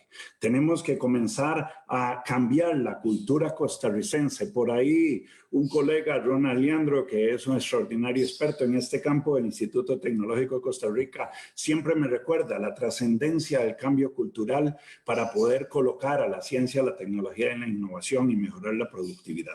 Ese es uno. Y el otro que es fundamental es el desarrollo de capitales de riesgo. Y aquí me refiero al desarrollo de un mercado de capitales de riesgo. Uno de los países más exitosos en inversión, en investigación y desarrollo en el mundo, y sobre todo por el lado del sector privado, que otra pregunta que vi ahí decía cómo motivar más esto en el sector privado, es Israel. Y en Israel lo que ellos hicieron fue plantearse la posibilidad de crear incentivos para que empresarios israelíes comenzaran junto con empresarios internacionales de los Estados Unidos y Europa a desarrollar mercados o capitales de riesgo, por ende un mercado de capital de riesgo privado. Costa Rica, como bien dice Flora, tenemos el sistema de banca para el desarrollo que por ley dice que se pueden usar parte de los recursos para desarrollar capitales semilla, capitales de aventura, etcétera, es decir, capital de riesgo, inversión general. Pero el problema es que no hemos querido realmente entrar de manera fuerte en ese tema. El otro día, hablando con un colega, me decía que le habían planteado a las autoridades del Sistema de Banca para el Desarrollo un esquema por el cual se podía emular algo como lo de los israelíes. Pero bueno, el Sistema de Banca para el Desarrollo entiende por riesgo, si nos va bien nos repartimos a medias las ganancias, si nos va mal usted me paga a mí y yo no arriesgo nada. Bueno, así no se vale, ¿verdad? Eso no es capital de riesgo. Entonces, me parece que tenemos que entender que el emprendedurismo no lo podemos financiar con crédito, que tenemos que desarrollar otros instrumentos financieros de los cuales Costa Rica totalmente adolece o tiene muy incipientes. Muy bien, Ricardo, muchas gracias. Estoy viendo algunas preguntas del público. Hay una de don Marcelo Jenkins, no dice a quién, pero se la voy a dirigir, me parece, a Gonzalo. ¿Cómo hacer para que el sector privado invierta más en ciencia, tecnología e innovación? Yo creo que obviamente la preocupación aquí es que mucho de los fondos en América Latina y Costa Rica no es excepción, vienen del sector público y aún así insuficientes, pero hay muy poca inversión del sector privado y pocas alianzas. ¿Qué nos puedes decir, Gonzalo, de buenas prácticas o a dónde hay, sí, un buen ejemplo que Costa Rica pueda aprender de eso? Mira, dos ideas concretas que pueden ser pueden ayudar, sobre todo en contextos en los cuales hay pocos recursos disponibles. Primera idea es el tema del uso de las compras públicas innovadoras, ¿no? El sector público es un agente económico muy importante.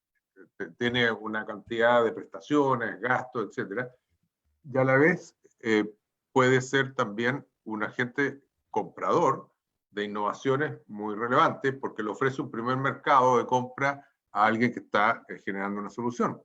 Y en concreto, o sea, estoy pensando en cosas desde, por ejemplo, en el caso de Uruguay, nosotros como banco apoyamos al Ministerio de Transportes que quería modernizar el sistema de pago de los buses.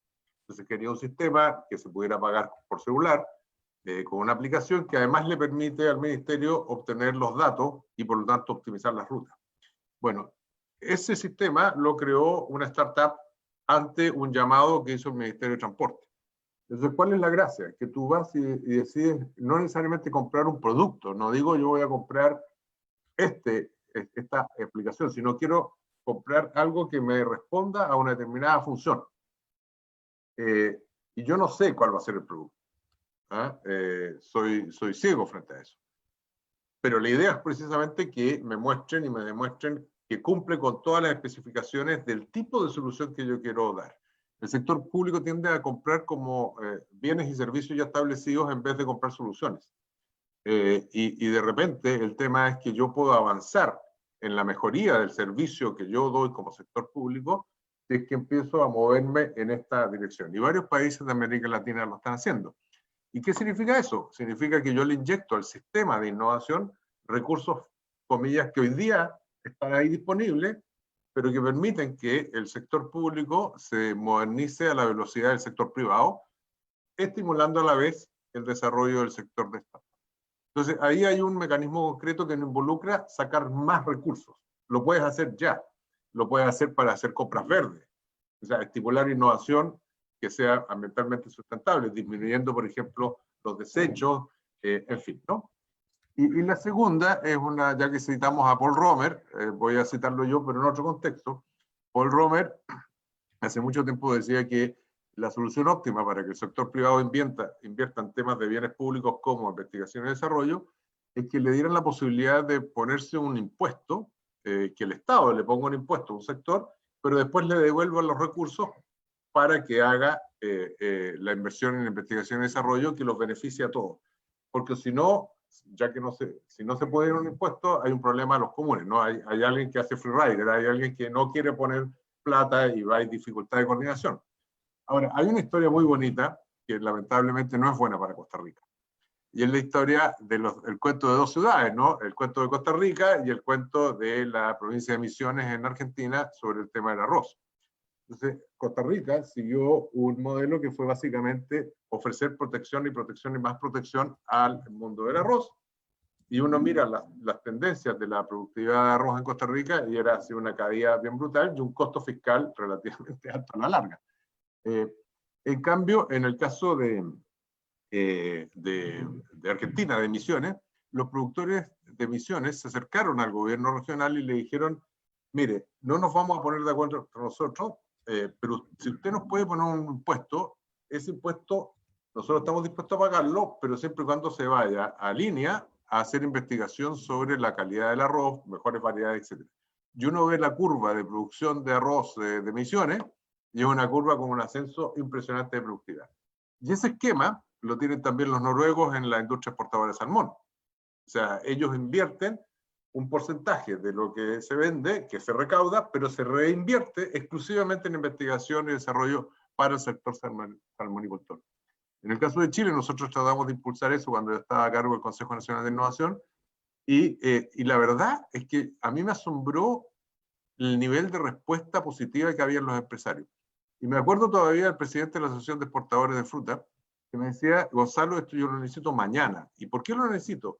Porque el cambio climático está generando cambios en las variedades de tipos de virus y enfermedades que afectan a la fruta, que nadie está investigando en el mundo porque es la que nos va a afectar a nosotros. No es la que le va a afectar a Suecia o a California, no, es la que nos va a afectar a nosotros en Chile, en el Valle Central de Chile. Entonces yo necesito urgente que se investigue sobre eso y nadie lo está haciendo. Entonces, nosotros felices como empresarios que nos pongan un impuesto y que financiemos eso. Entonces, de repente, hay ahí un mecanismo que también puede ser posible de implementar al margen de todos aquellos tradicionales que son el aumento de, obviamente, la inversión pública en esto, que es crucial, sobre todo para la formación de recursos humanos.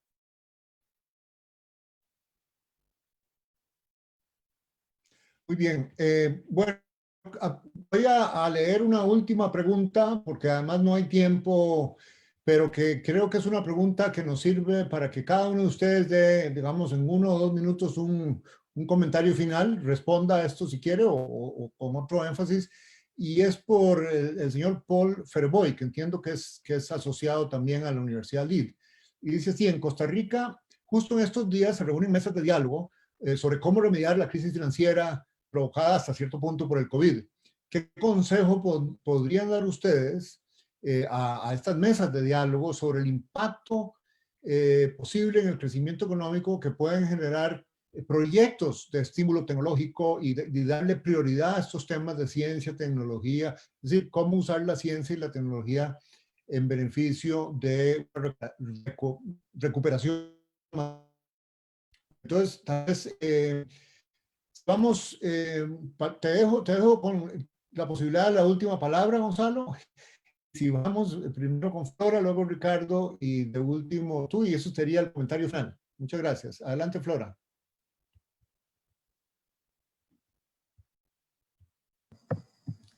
Sí, mira, yo creo que hemos conversado sobre varios ejemplos que sobre todo apuntan a la mejora de la productividad, que indudablemente es un tema que tenemos que fortalecer aquí en Costa Rica.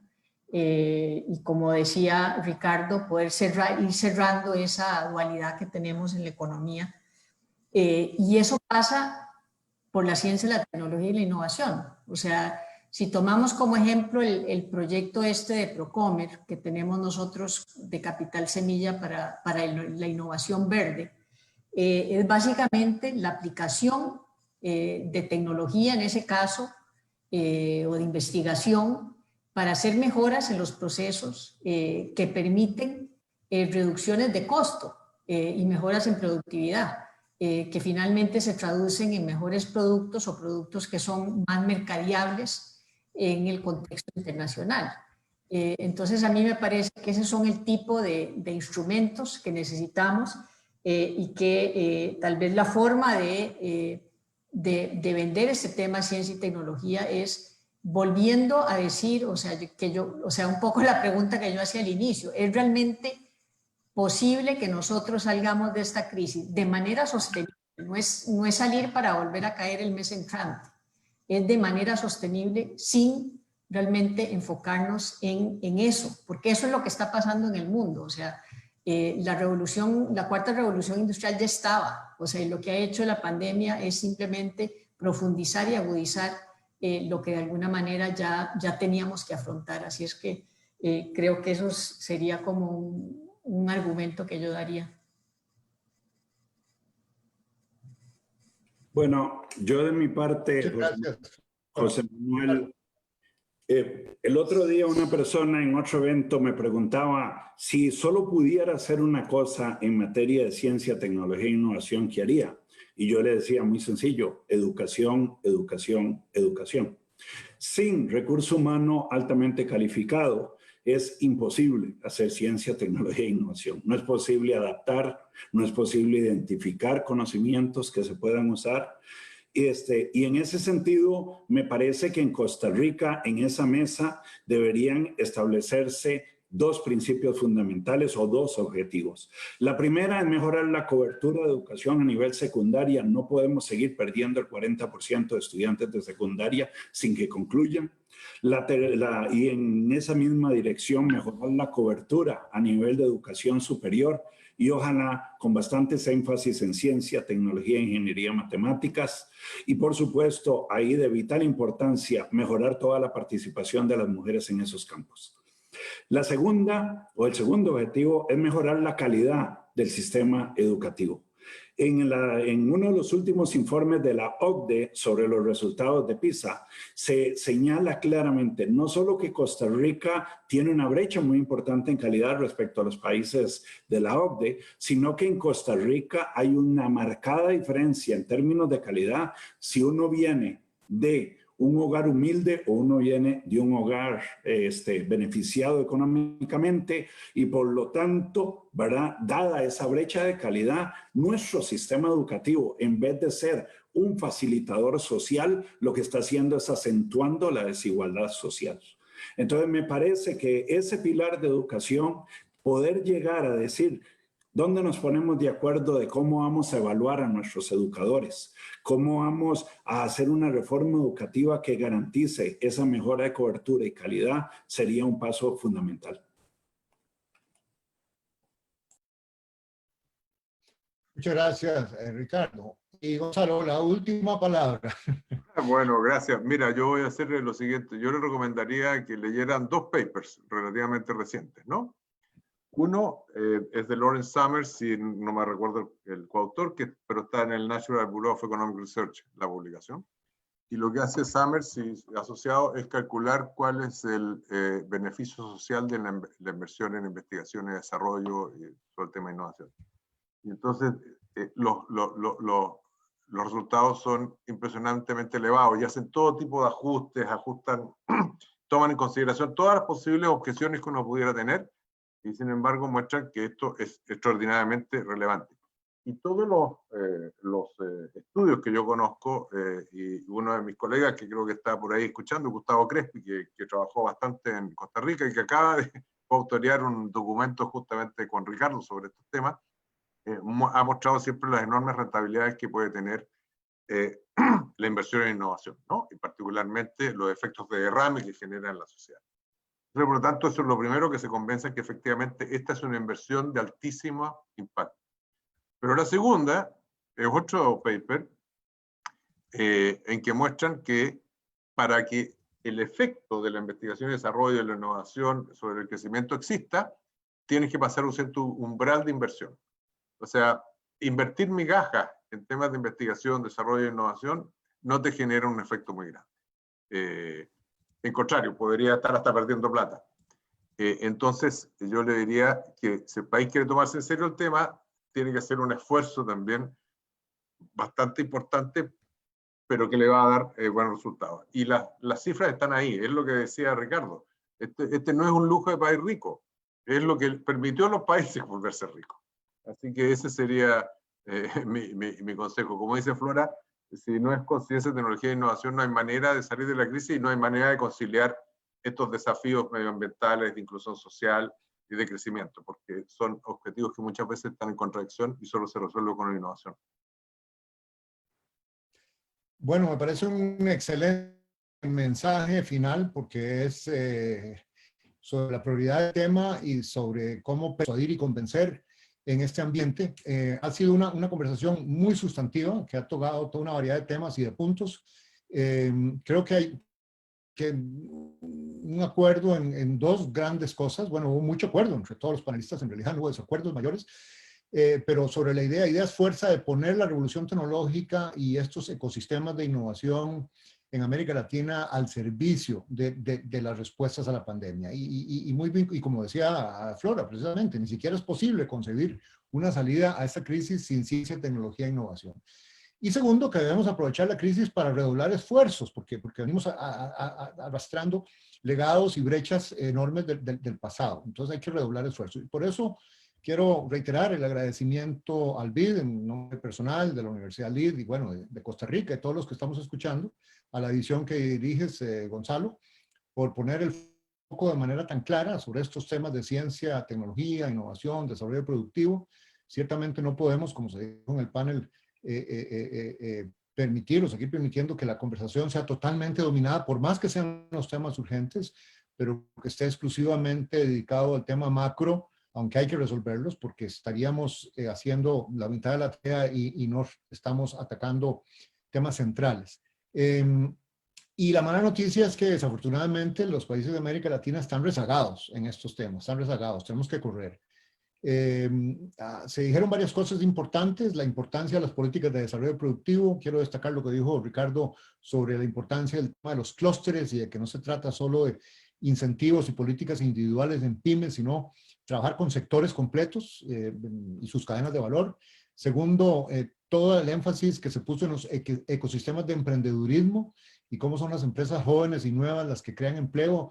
Y ahí dijo muy bien Flora, estamos en pañales, tenemos que definir una ruta crítica y también rescato que ese es el empleo que va a dar, bueno, no solo empleo e ingresos para la mayor parte de la gente, sino eventualmente los impuestos para financiarse. Es decir, tenemos que dejar de pensar en el empleo público como lo que nos va a salvar. Es importante para los servicios fundamentales, incluyendo las políticas de productivo, pero la solución está en el empleo en el sector privado.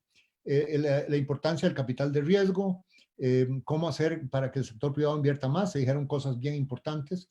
Y finalmente este mensaje para la mesa de diálogo en Costa Rica, bueno, y en todos los países, sobre alto retorno de la inversión en estos temas, en ciencia, tecnología, innovación y desarrollo productivo. Muy importante ese matiz de que migajas no es suficiente, de que hay un umbral, de que hay que llegar a masa crítica. Si no, como decimos en Costa Rica, en otros lugares estamos jugando de casita en este tema. Bueno, de nuevo, muchísimas gracias. Ha sido un gusto moderar este distinguidísimo panel. Muchas gracias a la Universidad LID. Gracias, Gonzalo, Ricardo, Flora y Gretel y los colegas de la Universidad LID.